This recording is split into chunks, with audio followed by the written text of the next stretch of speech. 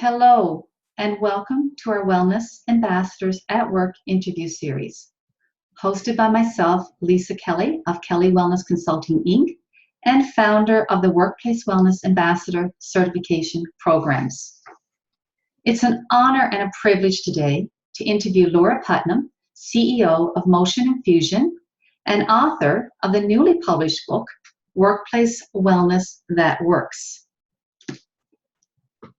In part one of our two-part interview, Laura will be presenting steps from her book on how we can infuse well-being and vitality into our organizations. In part two, Laura and I will continue our conversation of strategies and applications for creating healthy workplaces and thriving work cultures. Be sure to stay with us to the end of our presentation, as Laura will be sharing a special bonus offering for our audience today. So by way of introduction, Laura, again, is CEO of Motion Infusion.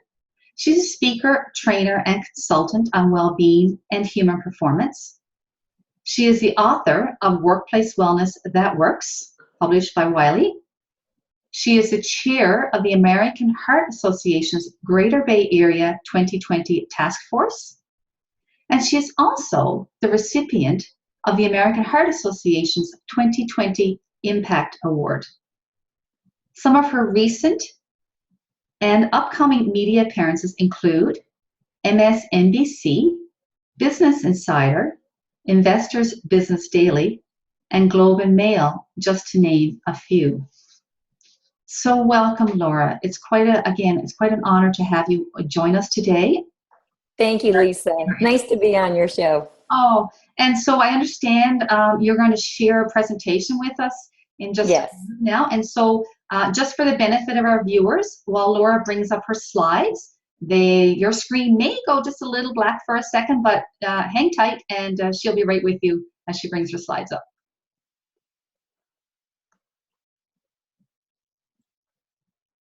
Okay. Can you see that, Lisa? I can. Wonderful. Super. Okay. Welcome, everybody. And Lisa, thank you so much for having me on your interview series. And so today we're going to talk about workplace wellness that works and what that can look like. So we are facing nothing short of a tidal wave. Here in the United States, already a third of us are obese, another third of us are overweight. Heart disease continues to be the #1 killer. We've got exploding rates of diabetes. And this is something that's happening around the world. It's no longer just in the United States and in Canada, but it's really happening around the world.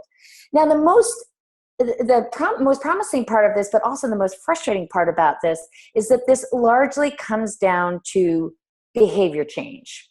So I was going to get up early to go running, but my toes voted against me 10-1.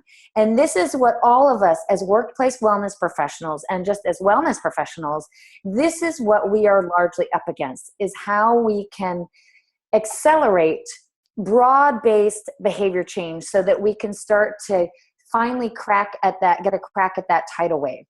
And I am convinced that none of us have figured this out. So I like to call this the Wild Wild West. We're all trying to figure this out. So I would really encourage each of you to think of this more as a dialogue and how each of us can bring new, fresh ideas to this dilemma that we're all faced with and that we're all trying to come up with creative solutions for. So this is what we as workplace wellness professionals have discovered the hard way, that unlike the field of dreams, if you build it, they will not necessarily come.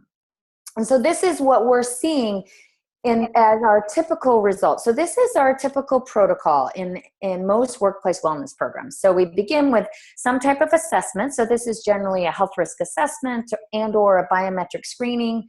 Then that's followed up by some type of feedback. So that feedback might be a health risk, might be an online report, it might be a call from a coach.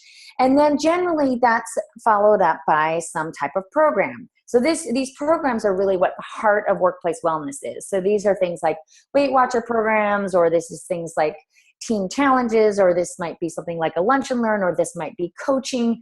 And all of this is moved forward largely through incentives and penalties. So the question is this working? Well, what we're seeing, and this is coming from the 2013 RAND report, what we're seeing on average is that in the beginning phase, in the assessment phase, we're getting less than half the people who are eligible to participate in these workplace wellness programs. We're getting less than half in the door. And by the time we get down to the actual programs, which again are the real heart of where this change actually happens, we're getting less than 20%. So this means that on average, over 80% of eligible employees are choosing not to participate.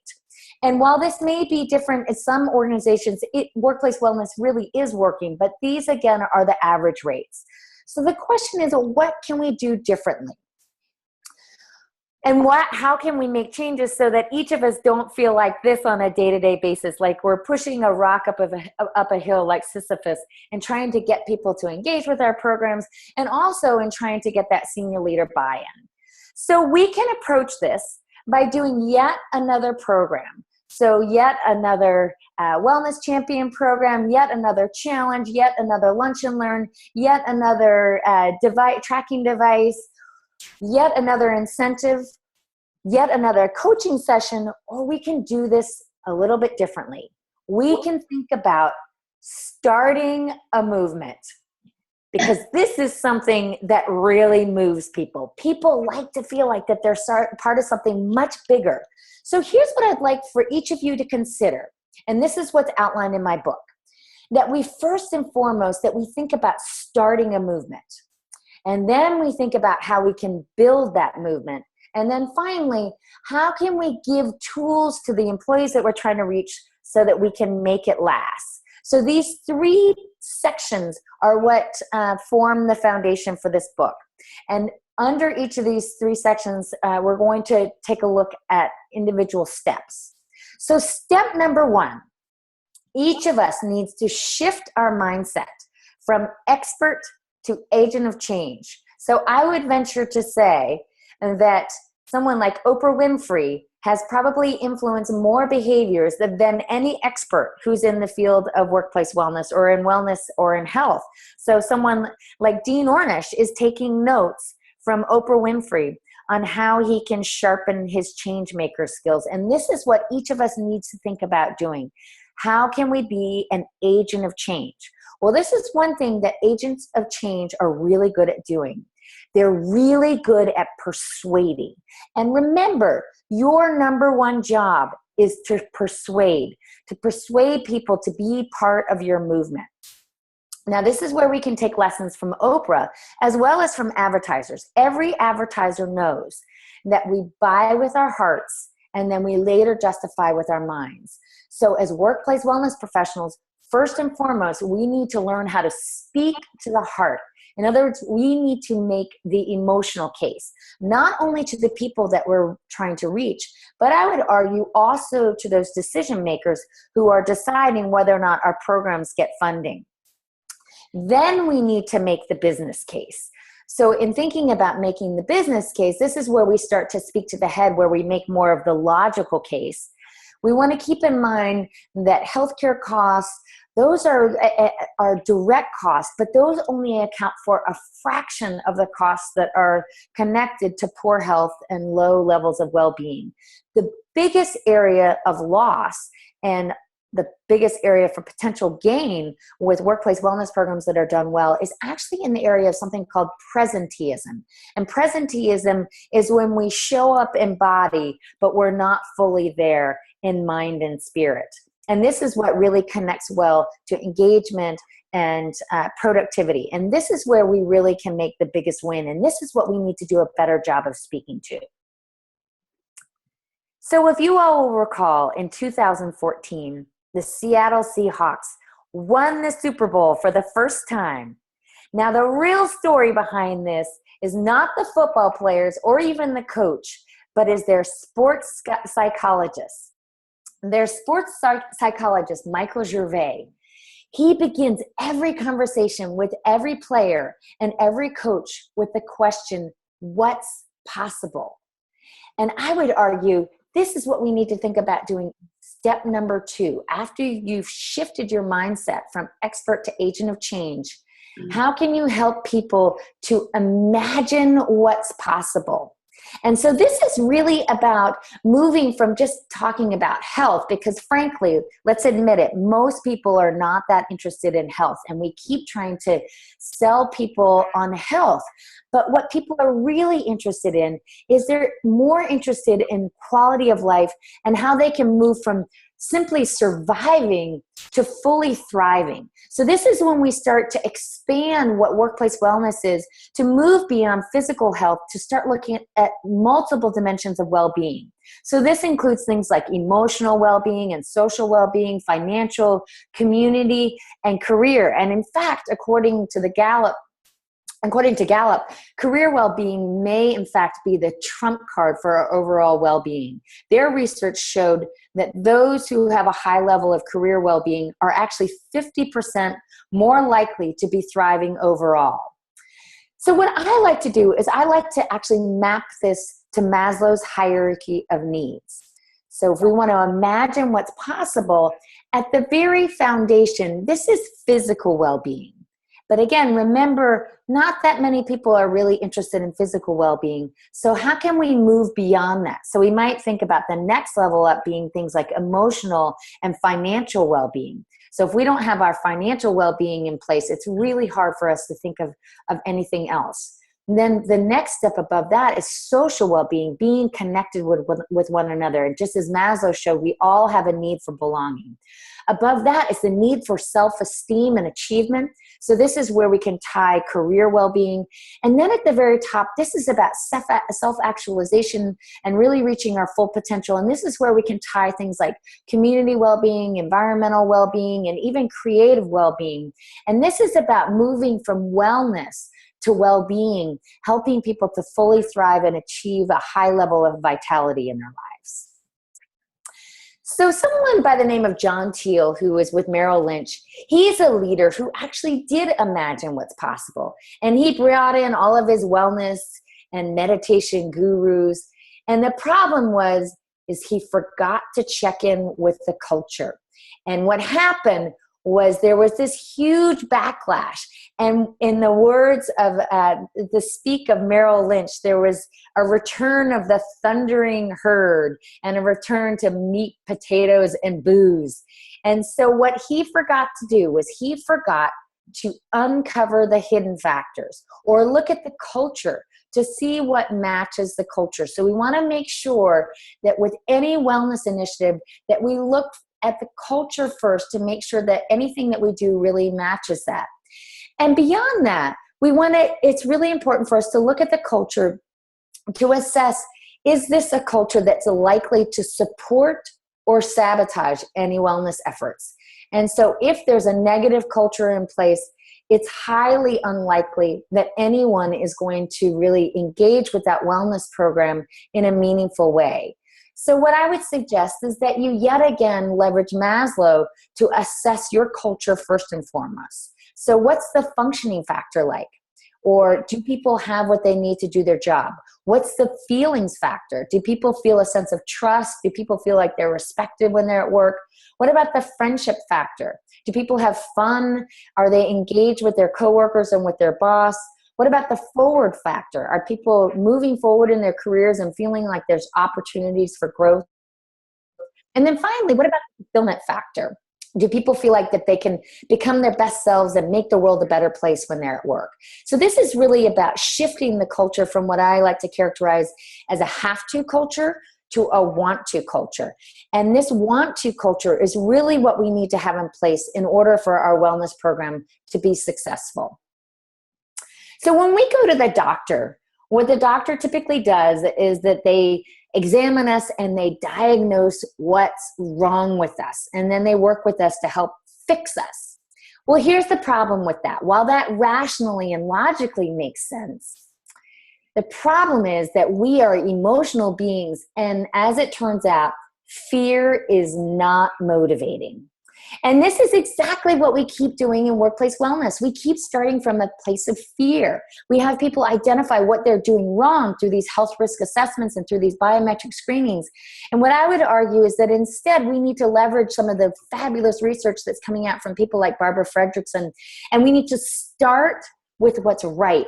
Help people to identify first and foremost what they're doing right before they start to look at their challenges. So we might say that we could use an updated protocol from the classic model. So first and foremost, assess what's right, then help people to build on what's right, and then help people to engage with programs. And instead of relying so much on incentives and penalties, think about how we can build in love and really positive energy. And so again, looking to people like Barbara Fredrickson, she has shown that so-called positivity and positivity resonance, and this is where positivity is in the context of others, that this can actually light the path for lifestyle change. That when people are in this positive mindset, they're actually able to think more openly and more creatively. And we really need to help people to have this foundation of openness and creativity in order for them to be able to make any kind of lasting lifestyle change. Because think about it, we're asking people to make a lifelong change, and doing something like weight loss is actually really complex and requires creative thought. Whereas something like simply filling out a health risk assessment, well, that's relatively simple.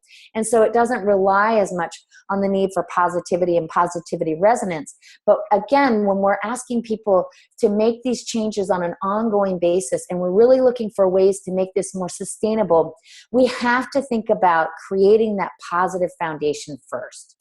So those 4 steps, that's the first part to start a movement. So shift your mindset from expert to agent of change, and then start to imagine what's possible, moving beyond just health and physical well-being. And then thirdly, to uncover the hidden factors. And then fourth, start with what's right. Now let's talk about how we can build the movement. So as you all may recall, Ronald Reagan, he said to Gorbachev, "Tear down this wall," referring to the Berlin Wall. Well, I would say the same, that you might want to go back to your organization and say, let's tear down these silos and let's look for ways that we can take a Da Vinci approach to wellness and to making change. And so instead of having such a siloed approach to workplace wellness, we can instead look for ways to form unlikely partnerships. So we need to be partnering with all of the different departments within our organization. So looking for ways to partner with, say, learning and development, or facilities, or community outreach, comp and benefits, and marketing and information technology, and then look for ways that we can form partnerships outside of our organization. So look for ways to partner with our health insurance carriers, our vendors, community resources like the American Heart Association, as well as brokers. And then we can get really sneaky and we can move to step number 6. And this is what I'm finding, I think, has the greatest opportunity for all of us, which is to go stealth. And this is to actually not even talk about wellness explicitly, to kind of sneak it into those organizational activities that are deemed more important than wellness and that are getting a lot more resources and time than wellness. And then we can just simply sneak wellness into those. So here are some of our top opportunities for embedded well-being. This includes things like every staff meeting. We can include some discussion about wellness and well-being. And one of the tricks that I've found is that we can rename how we talk about wellness and well-being. So instead of using those terms, we might use terms like energy. Do you have the energy that you need to be a top performer? Or things like sustainable engagement. This is something that's a big buzzword in the field of learning and development and organizational development. Or safety, certainly. Do you have the level of energy and well-being that you need to be safe when you're at work? So all of these provide opportunities for us to embed wellness into these. So leadership training, management training, team development, onboarding, culture change. But again, really thinking about calling it things like human performance improvement and energy and sustainable engagement rather than wellness. Step number 7, and this starts to move us into the final phase, which is making it last. So in the words of Michelle Seeger, who's a researcher at the University of Michigan, behavior change is easy, but sustainable behavior change is not so easy. And so one of the problems with our over-reliance on incentives and penalties is that while these may be useful for short-term activities, what we know is that in order for a change to be sustainable, it has to be intrinsically motivating and intrinsically meaningful. So this is why we need to look for ways to create meaning. So the keys to intrinsic motivation are things like competency. We all have a deep need for competency or feeling a sense of mastery. So in every program that you design, think about ways that you can help people to feel more competent or feel that sense of mastery. Autonomy. We all have a deep need for autonomy. We want to change on our own terms. So how can you provide choice and help people to really feel a sense of autonomy and that this is really coming from them, that they're driving their change? Relatedness. We all have a deep need for being connected to one another. We're all literally hardwired to be in connection with one another. And then in the center of all of this, we all have a deep need for purpose and play. So it has to be meaningful and kind of feel like it's connecting to a higher sense of purpose. And then it has to be fun. Now, all of these are individual for each person, but we need to think about how we can tap into each of those in each of these programs that we design. If you all will recall in the story of Alice in Wonderland, how she couldn't help but respond to first the prompt that said, eat me, and then the next one that says, drink me.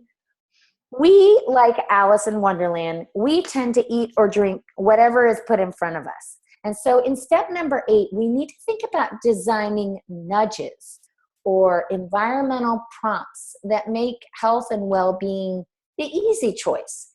And then we also need to think about designing cues or cultural prompts that make it normal. So let me give you some examples. So at IDEO, they wanted to use the nudge factor to make the healthy choice the easy choice, and they were looking for ways to reduce soda consumption. So in their employee refrigerator, all they did was they took the soda and they moved it down a few shelves, and then meanwhile they moved up the sparkling water and the still water, and what they found that just this alone, this nudge factor, helped to dramatically reduce the rates of soda consumption. Other companies like Google are experimenting with things like using smaller plates in the employee cafeteria, and what they found is that people are actually eating smaller portions just by having a smaller plate. Then we can also think about the Q factor, which is making the healthy choice the normal choice. So this is a picture of one of my favorite examples of the Q factor in action. And this is the United Way in Sioux Falls, South Dakota. And for 11 years now, the entire office gets up at 10:30 and then at 2 o'clock, and they walk together for a mile each time. And again, this has been going on for 11 years, and this is just what you do when you work there. So this is their cue. And there are lots of other examples of other companies that are doing this. Like, for example, at LinkedIn, the CEO has really embraced the walking meeting. So a walking meeting is a cue. This is a cultural cue. This is just what you do when you're there. If we all think back to Thomas Edison, and you will recall that he failed 1,000 times before he successfully invented the light bulb. Well, this brings us to step number 9. And all of us need to not be so afraid of experimentation and trying things out. And we need to take what Silicon Valley has really embraced, which is a launch and iterate approach. So we try things out sooner, or we launch, and then we see what happens, and we adjust and we make changes. And so this is the iterate piece. And then finally, step number 10, go global. We need to look for ways to share best practices across national boundaries. And just as we were talking about at the beginning, this has really become a global issue. And so we tend to think of this as only happening here in the United States or maybe in Canada as well, but this is something that's happening around the world, and we can really look for ideas across national boundaries. So for example, if you all will recall, Dan Buettner wrote the book Blue Zones, and in that he identified these so-called blue zones, or these hot spots of longevity in different parts of the world, like Okinawa or in Costa Rica, in the Nicoya Peninsula, or even in Loma Linda in California. And these are places where people are living long lives, and there's a really high percentage of centenarians. And so he's trying to distill what are those best practices there that we can share on a global level. Well, a great example of this is actually in the city of Bogota in Colombia. And starting in the 70s, the mayor there, Penalosa, he started a program in which every Sunday they close off streets to cars, and they make it open only to pedestrians and to cyclists. And this is called Ciclavia. And this has now become a model in more than 50 cities around the world, including my hometown, which is San Francisco. And we now have what's called Sunday streets a number of times a year. And again, this comes from going global or sharing best practices across boundaries. So finally, what I want to leave you with, and what this book is really all about, is again, how each of us can be agents of change, and how we can start this movement, build this movement, and then make it last, and how we can spark little mini movements in each of our organizations so that we encourage more people to become agents of change. And this is something that I'm really seeing over and over again. Like, for example, I've seen it in the share space that we work in, that my fiance and I work in. And my fiance brought in his own little setup to create a standing desk. And within a few weeks, almost half of the office has their own standing desk. So again, each of us can think about how we can become these secret agents of change to start to spark movements of well-being, and then ultimately create an oasis of well-being in our workplaces. So with that, that's Workplace Wellness That Works. And again, Lisa, thank you so much for having me, and thanks to all of you who are listening. Thank you, Laura. And I'll have Laura stop sharing her screen, in just a second. And that was wonderful. And again, you talk about agents of change, and I'm going to speak in just a minute about our program being the Workplace Wellness Ambassador Certification Program, where our employees or where our trainees as employees or independent consultants, or whether they are HR professionals or whether they are wellness coordinators, they each can play a role in being an agent of change. And so before we conclude, I want to just share a little bit about contact information and your promo offer. So I'm going to share my screen again for the benefit of our viewers. And I'll just bring up my screen here. There we go. Okay. So again, just to reiterate, Laura, again, is CEO of Motion Infusion. She is, again, a speaker, trainer, consultant on well-being and human performance.